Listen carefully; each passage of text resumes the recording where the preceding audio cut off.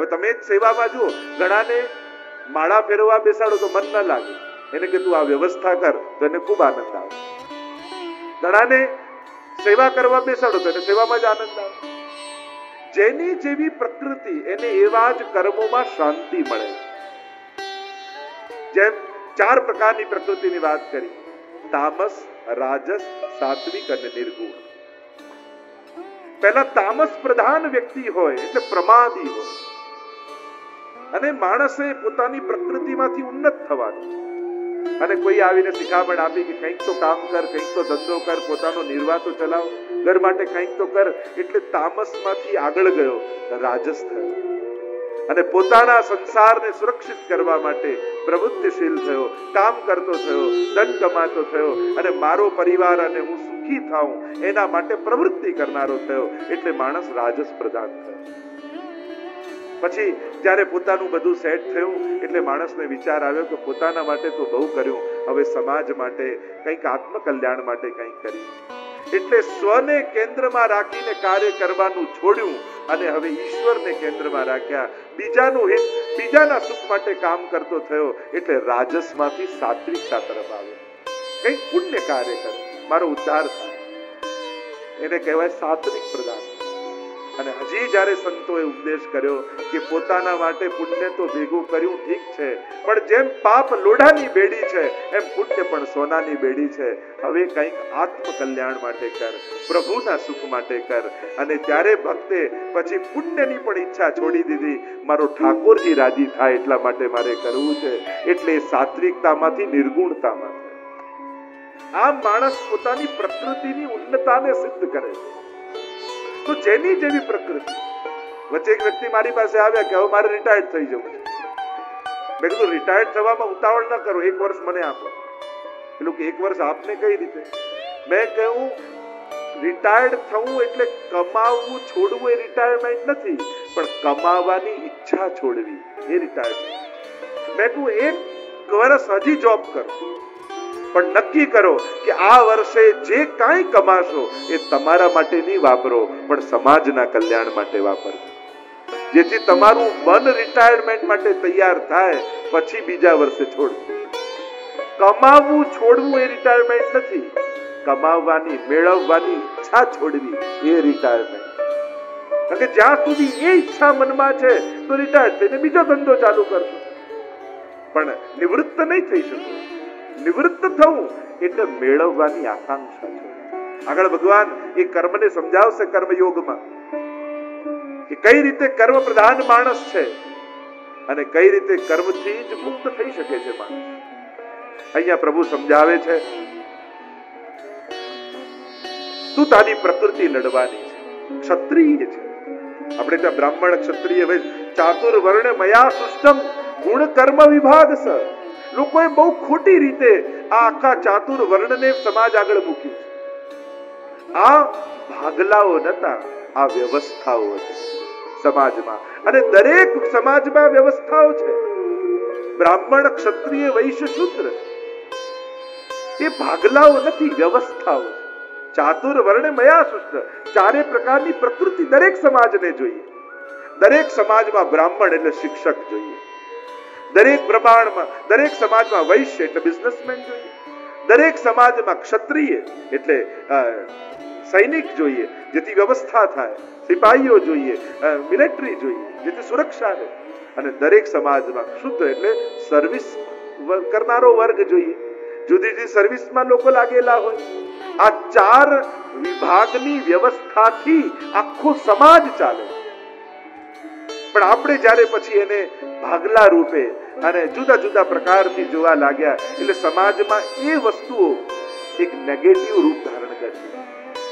ખરેખર આ એક વ્યવસ્થા છે જે દરેક સમાજમાં, દરેક દેશમાં જરૂરી છે.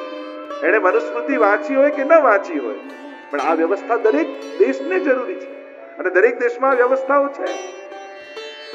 તો જેની જેવી પ્રકૃતિ એ કાર્ય કરે છે અને જેવી પ્રવૃત્તિ એ પ્રમાણેનો વર્ણ. કોઈ ભણાવવાનું કાર્ય કરે છે તે બ્રાહ્મણ છે, એ વર્ણનો છે. તો એ પ્રકારની વ્યવસ્થા સમાજમાં. તો જેની જેવી પ્રકૃતિ, ક્ષત્રિય છું તું, તારા શરીરમાં ક્ષત્રિયનું લોહી છે, એટલે લડવામાં જ તને શાંતિ મળશે. એક રાજાની ઘોડી હતી અને બહુ ચબરા, દરેક યુદ્ધમાં રાજા એને લઈને જાય. એને એક બચ્ચું થયું, પણ એક આંખથી અંધ થયું. જયારે રાજા યુદ્ધમાં લઈ જતા હતા ત્યારે પોતાના પગ, જયારે હરણી ઘોડી ગર્ભવતી હતી, બચ્ચું હતું એના પેટમાં, અને રાજા યુદ્ધમાં લઈ ગયો અને પોતાના પગનો ઘોડીને ચલાવવા માટે પ્રહાર કર્યો, અને પ્રહારને કારણે ગર્ભમાં એ બચ્ચાની આંખમાં કમી આવી ગઈ, ડેમેજ થઈ ગઈ. અને જયારે બચ્ચું થયું ત્યારે માને પૂછ્યું કે મારી આવી આંખ કેમ? ત્યારે માએ એમ કહ્યું, એ ઘોડીએ કહ્યું કે બેટા, એકવાર યુદ્ધમાં હું ગઈ હતી અને રાજાએ પ્રહાર કર્યો, એને કારણે તારી આંખ એક ખંડિત થઈ ગઈ. અને બચ્ચાના મનમાં પહેલેથી વેર રાજા માટે થઈ ગયું કે આ રાજાને કારણે મારી એક આંખ ફૂટી ગઈ છે, મોકો મળશે ને ત્યારે રાજા જોડે બદલો લઈશ. કાયમ એ મનમાં બદલાની વિચાર કરતો રહેતો, ને બચ્ચું થોડું મોટું થયું અને હવે યુદ્ધ છેડાયું ને રાજા હવે આ બચ્ચાને પર સવાર થઈ અને યુદ્ધ લડવા માટે ગયો. યુવાન થઈ ગયો છે, આ ઘોડાનું બચ્ચું યુવાન થઈ ગયું, આંખ ફૂટી છે ને તકની શોધમાં છે કે મોકો મળે એટલે રાજાને મારી દેવો. અને યુદ્ધના મેદાનમાં એવા સંજોગો થયા, ચારે બાજુથી દુશ્મનોથી ઘેરાઈ ગયો રાજા. એટલે ઘોડાને થયું કે હવે મોકો છે રાજા જોડે બદલો લેવાનો, નહીં ખસું જ્યાં સુધી રાજાઓ આને મારી ન નાખે. પણ જ્યાં હુમલો કરવા માટે બીજા દુશ્મન રાજાઓ આવ્યા, એટલામાં આ ઘોડાના બચ્ચાને એવો જોશ ચડ્યો, ભાગ્યો, કૂદકો મારીને આ પહાડીમાંથી બીજી પહાડીમાં કૂદી ગયો. એને પણ આશ્ચર્ય થયું કે આવો જોશ મને ક્યાંથી આવી ગયો. રાતના સમયે બાંધ્યો ત્યારે પોતાની માને પૂછે છે કે હું તો મારવા માટે તૈયાર થયો, છતાંય ક્યારેક સંજોગ વિપરીત થયા ને મેં કૂદકો મારી રાજાને બચાવી લીધો, આવું કેમ થયું? ત્યારે માએ કીધું કે બેટા, તારા લોહીમાં વફાદારી વહે છે, તું ગમે તેટલા વિચાર કર, પણ જેના ખૂનમાં ખાનદાની હોય, વફાદારી હોય, એ વફાદારી નિભાવ્યા વગર રહી જ નથી. એમ અર્જુનના લોહીમાં ક્ષત્રિયપણું છે, લડવામાં જ એને શાંતિ મળે એમ છે. અને એટલા માટે ભગવાન કહે છે કે લડવામાં જ તારું કલ્યાણ છે. અતો વા પ્રાપ્સસી સ્વર્ગમ જીત્વા વા ભોક્ષસે મહિમ તસ્માદ ઉત્તિષ્ઠ કૌંતેય યુદ્ધાય કૃત નિશ્ચય. આપણા બધાની મધ્યમાં અમારા પરમ આત્મીય અનુજ કૃષ્ણકુમારજી પધારી રહ્યા છે, તો બે ક્ષણ ભગવત નામની ધ્વનિ અને એમનું સ્વાગત આપણે કરીશું. ચર્ચા આપણે કરી રહ્યા હતા ગીતાજીને કેન્દ્રમાં રાખી અર્જુનની મનોદશા અને મનોવ્યથાને શ્રી ઠાકોરજી પોતાના વિવિધ ઉપદેશો દ્વારા પોતાના સ્વકર્તવ્યમાં સ્થિત થાય એનો પ્રયાસ કરી રહ્યા છે. શ્રીમદ ભગવદ ગીતા એ પણ માં છે. શાસ્ત્રોમાં અનેક માતાઓના વર્ણન છે. ભૂમિને માં કહી, જન્મદાત્રીને માં કહી, નદીઓને માં કહી, ગાયને માં કહી, એમ જ ગીતા પણ આપણી જ્ઞાન માતા. ભગવાન આ ગીતાજીના દિવ્ય ઉપદેશ દ્વારા એક માં જેમ બાળકનું પોષણ કરે એમ અર્જુનને પોષિત કરી રહ્યા છે. જેમ નાના બાળકને સ્કૂલે ન જતો હોય, ક્યારેક ભય માં બતાવે ને ક્યારેક લાભ બતાવે. જો ત્યાં જઈશ તો તને આમ રમાડશે, તને આમ ગિફ્ટ મળશે, તને આ રીતે ખાવાનું મળશે, ક્યાંક લાલચ પણ બતાવે અને ક્યાંક ભય પણ બતાવે. ભગવાન પણ અર્જુન સાથે ક્યારેક એને ભય બતાવે છે. અરે તારો અપયશ એવું ફેલાશે કે, અને ક્ષત્રિય માટે તો અપયશ મૃત્યુ કરતા પણ અધિક છે. અને ક્યારેક લાભ બતાવે છે કે લડવામાં જે લાભ છે એ ભાગવામાં નથી, કારણ કે મરીશ તો પણ લાભ છે ને જીવીશ તો પણ લાભ છે.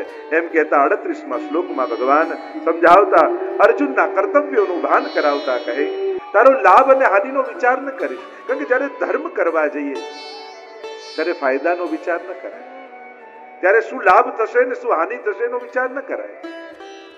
ત્યારે તો કેવલ સ્વધર્મ દ્વારા જ કલ્યાણ હોય છે.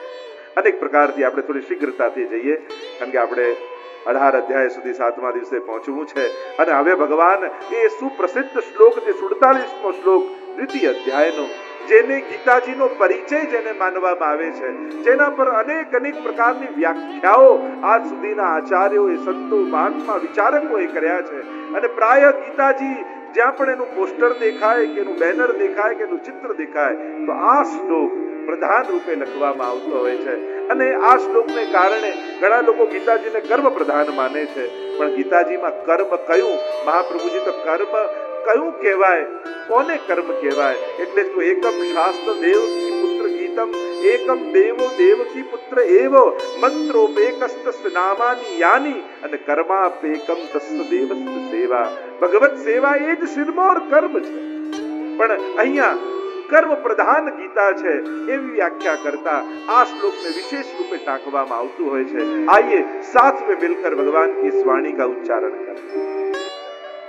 કોઈ પણ કર્મ થાય, એક તમને ચા પીવાની ઈચ્છા થાય તો તમે ગેસ ચલાવો, રસોડામાં જાઓ, દૂધ ચડાવો, ખાંડ નાખો, પાણી ન ઉકાળો. ઈચ્છા થઈ, ઈચ્છા જ તો કર્મનું બીજ છે. કોઈ ને કોઈ પ્રકારની ફલની આકાંક્ષા. હવે તમે સ્ટેશને, રાજકોટ સ્ટેશને ઉતરો, સામાન લઈને નીચે ઉતરાવો અને કુલી આવે અને કહે કે આ ઉપાડું હું ઉપાડી લઉં, અને કહે કે 500 રૂપિયા થશે, અને તમે એને આ શ્લોકો કર્મણ્યેવાધિકારસ્તે મા ફલેષુ કદાચન, તું કર્મમાં તારો અધિકાર, ફળની આશા ન રાખ. પેલો કે તમે મારી આશા ન રાખતા. ફળની આશા વગર કર્મ કઈ રીતે થઈ શકે?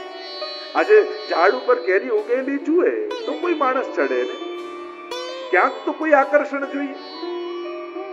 એટલે ફળની આશા ન રાખીશ એમ કહેવાનો અર્થ નથી, પણ તે ધાર્યું છે એ ફળની આશા ન રાખીશ. કારણ કે ફળ તો એ મળશે જે મેં ધારેલું છે. ઘણીવાર ફળ આપણે નક્કી કરી લઈએ ને તો આપણા સામર્થ્ય કરતા પુરુષાર્થ નબળું કરી લઈએ. કારણ કે આપણે ફળ નક્કી કરીશું, કદાચ આપણું સામર્થ્ય વધારે મોટું કરી શકવાનું હતું, પણ ફળ પહેલા નક્કી કરી દો અને પછી કર્મ કરો. એનો અર્થ એ થયો કે તમે મેચના પ્લેયર નથી, મેચ ફિક્સર છો. કે જીતું તો જ રમું, નહીં તો રમવા જ ના આવું. આ તો મેચ ફિક્સિંગ થઈ ગઈ. તમે એવા શરત સાથે રમવા ઉતરો કે ના જીતીશ તો હું જ, નહીં તો રમીશ જ નહીં, તો મેચ ફિક્સર થઈ ગયા.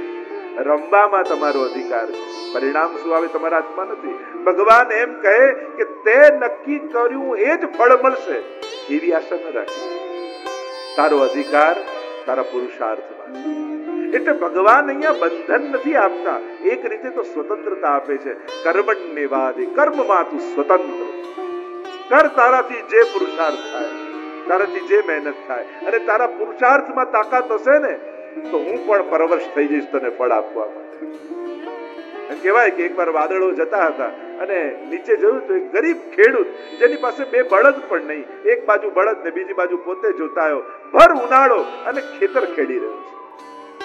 ઉપર 2 વાદળ જાય છે ને બંને વાત કરે છે કે જો આ વર્ષે તો આપણે અહીંયા વરસવાના નથી, તો લાવને પેલા ખેડૂતને કહી દઈએ કે ખોટી મહેનત ન કરે. કારણ કે એ બિચારો પરસેવે રેબ જેબ થઈ, એક બાજુ બળદ છે ને બીજી બાજુ પોતે હળમાં જોતાયો છે અને ખેડી રહ્યો છે જમીન, તો ખોટી મહેનત ન કરે, એને કહી દઈએ.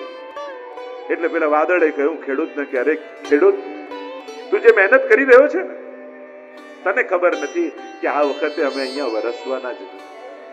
ત્યારે ખેડૂતે કહ્યું કે વર્ષો કે ન વર્ષો એ તમારું કામ, પણ ખેતર ખેડવાનું કામ એ મારું છે.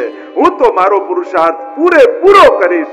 અને ખેડૂતનો આ પુરુષાર્થ જોઈને પેલા બીજા વાદળે કહ્યું કે વરસવાના આનાથી ઉત્તમ બીજી કોઈ જગ્યા નહીં મળે, આ વર્ષે અહીંયા જ વરસી જઈએ. એમ ઘણીવાર આપણા પુરુષાર્થનું પ્રાબલ્ય જોઈ, આપણા પુરુષાર્થની ખંત જોઈ ભગવાન પણ આપણા ભાગ્યમાં ન લખ્યું હોય ને તોય આપવા માટે મજબૂર થઈ જતો. કર્મણ્યેવાધિકારસ્તે મા ફલેષુ કદાચન. કર્મમાં તું સ્વતંત્ર છે. આપણે એમ કહીએ ને કે બધું ભગવાન કરાવે, અને અહીંયા કહ્યું કે કર્મણ્યેવાધિકારસ્તે, તો ભગવાન કરાવે કે માણસને કર્મમાં સ્વતંત્ર કર્યો છે? માણસ કર્મ કરે.